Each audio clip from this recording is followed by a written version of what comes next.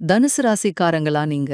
அப்போ டிசம்பர் 8ல இருந்து 14 வரைக்கும் உங்களுக்கு எப்படி இருக்க போகுதுன்னு ஒரு குயிக் அப்டேட் பாத்துரலாம். தனுசு ராசிக்காரங்களே, ரெடியா இருங்க. இந்த வாரம் உண்மையிலேயே உங்களுக்கு ஒரு செம பவர்ஃபுல்லான வாரம். ஏன் தெரியுமா? சூரியன், புதன், சுக்கிரன், செவ்வாய்ன்னு 4 முக்கியமான கிரகங்கள் உங்க ராசியிலே இருக்கு. இதனால பெரிய மாற்றங்கள் வரப்போகுது. ஆனா, செவ்வாய் கிரகத்தால சின்ன சின்ன சவால்களும் இருக்கு. அதையும் பாத்துக்கலாம். முதல்ல, உங்க கெரியர். உண்மைய சொல்லணும்னா இது உங்க வேலை விஷயத்துல ஒரு கேம் சேஞ்சிங் வாரம்னே சொல்லலாம்.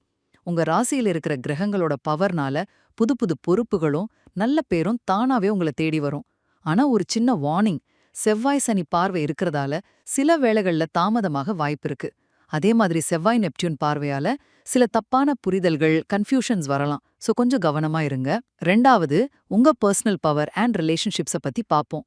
சூரியன் உங்க ராசியில இருக்கிறதால உங்க கான்ஃபிடன்ஸ் வேற லெவல்ல இருக்கும். புதன் உங்க பேச்ச ரொம்ப ஷார்ப்பாக்கும். இன்டர்வியூ, மீட்டிங்லாம் சும்மா கலக்க போறீங்க. சுக்கிரனோட பார்வையால உங்க அட்ராக்ஷன் அதிகமாகி சிங்கிளா இருந்த புதுசா ஒரு ரிலேஷன்ஷிப் வர நல்ல வாய்ப்பு இருக்கு.